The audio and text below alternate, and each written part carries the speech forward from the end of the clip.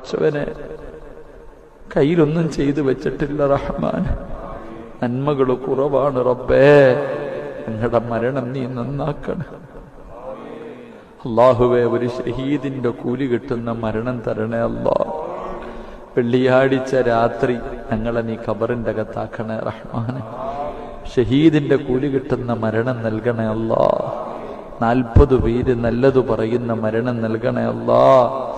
100 പേരിൽ കൂടുതൽ മയ്യത്ത് നിസ്കരിക്കാൻ പങ്കെടുക്കുന്ന ഒരു മരണം തരണേ പടച്ചവനെ. അല്ലാഹുവേ, ഞങ്ങളെ നീ കടക്കാരാക്കി മരിപ്പിക്കല്ല റഹ്മാനെ. ഞങ്ങളാരെയും നീ കടക്കാരാക്കി മരിപ്പിക്കല്ലേ അല്ലാ.